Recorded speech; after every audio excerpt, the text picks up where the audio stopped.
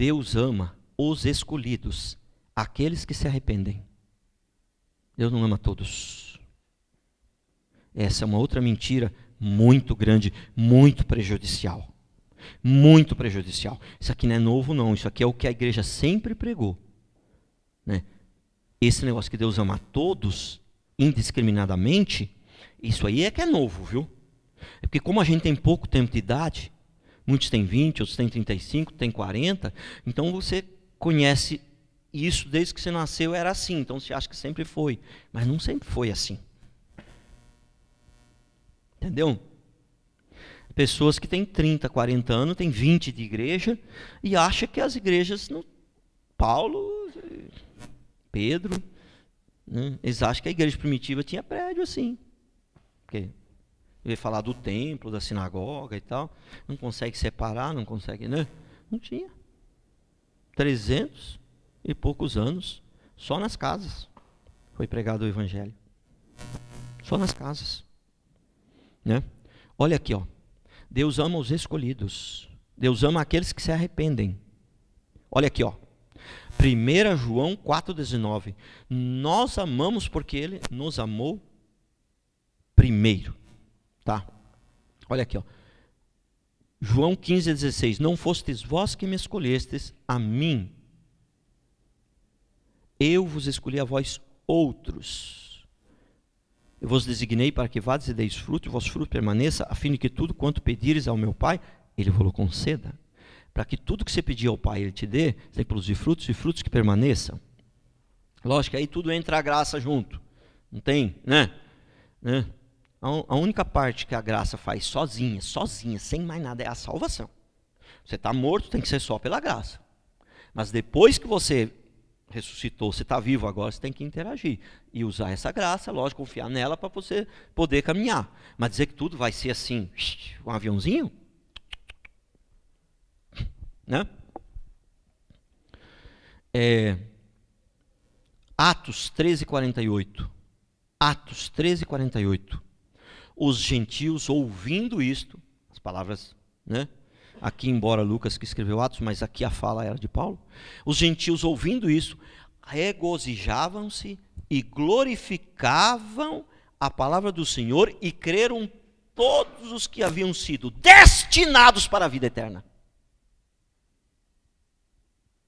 Todos os que haviam sido destinados para a vida eterna foram os que creram. Entendeu?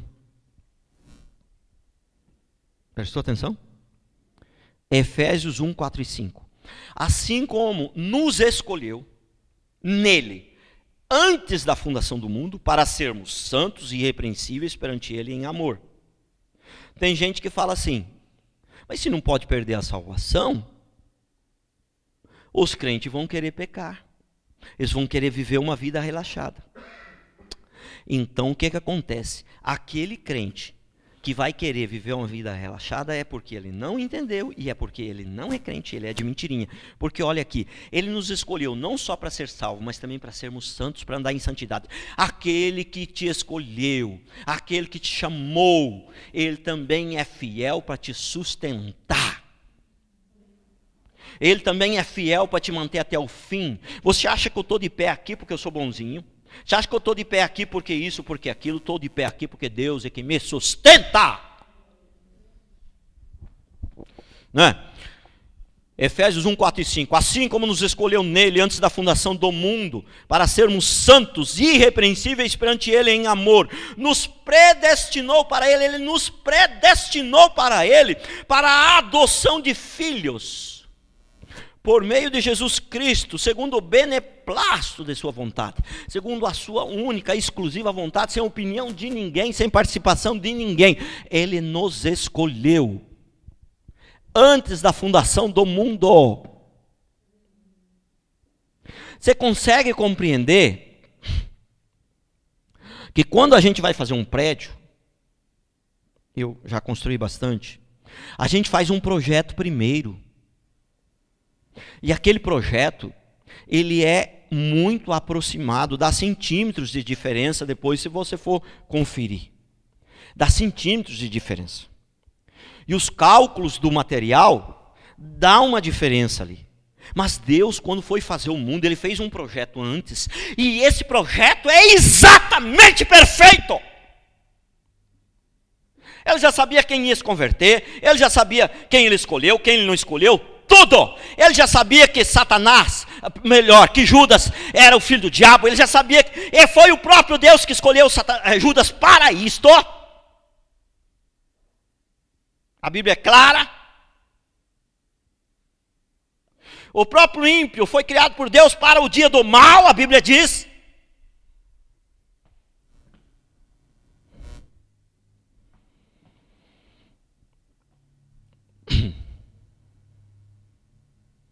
Pastor, está lá no Face e no YouTube. O chamado geral, o chamado individual. Está bem explicadinho. Deus chamou a todos. O homem tinha o livre-arbítrio e Deus chamou a todos. Todo ser humano usou esse livre-arbítrio para dizer para Deus, não quero. Aí Deus escolheu o segundo chamado e esse é individual. Esse é irresistível. Esse é aquele que o defunto levanta.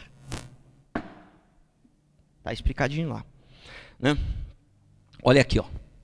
Deus ama os escolhidos. Olha aqui, ó, Provérbios 8:17. Eu amo os que me amam. E os que me procuram me acham. Pastor, mas esse texto aqui está se referindo à sabedoria. Ah, tá. Mas a sabedoria lá, ela simboliza o próprio Deus. Quem é a sabedoria? É o próprio Deus. Entendeu? E ele é bem claro aqui, ó. Eu amo os que me amam. Como que Deus ama a todos? Entendeu? Depois vai botar uma metade para o inferno. Mas que amor é este? Se está claro que a Bíblia, né? Que o amor não acaba. Mas que amor é este? Você tem coragem de amar o seu cônjuge, sua esposa, e um dia jogar na fornalha acesa? Que ela não foi fiel com você? 1 João 14:21. Aquele que tem os meus mandamentos e os guarda, esse é o que me ama. E aquele que me ama será amado por meu Pai. Mas não precisa de teólogo para explicar. Só precisa do teólogo para encontrar os textos e juntá-los, porque um dos princípios básicos da hermenêutica é um texto de mais fácil interpretação, ajuda a compreender um outro texto de difícil interpretação. Por isso que a gente junta vários textos. Esse é um princípio básico da hermenêutica. Se junta vários textos, porque tem alguns que falam sobre o assunto, mas não está tão claro. Mas tem um outro que fala mais claro. Aí juntando vários, entendeu? Né? É mais ou menos o seguinte. Né? Eu falo, o fulano, o portão está fechado? Aí ela responde, mas não sei se eu entendi muito a voz dele. O portão está fechado? O portão está fechado? Poxa, perguntei para 10. Todo mundo falou que o portão está fechado.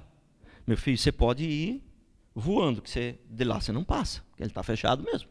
Entendeu? Então você olha, tem vários textos, tudo dizendo a mesma coisa. Um parece que não está tão claro. Um engasgou na hora de responder, se estava fechado ou estava aberto, mas os outros, a maioria respondeu claramente e fala, não. Aquele que engasgou lá, ele também estava querendo dizer que estava fechado. Consegue compreender? Né? Tem textos na Bíblia que são difíceis de compreender. Isso que eu estou pregando hoje aqui não é de difícil compreensão. As pessoas entendem errado porque a nossa cultura evangélica que foi ensinando errado. Né? Foi ensinando errado.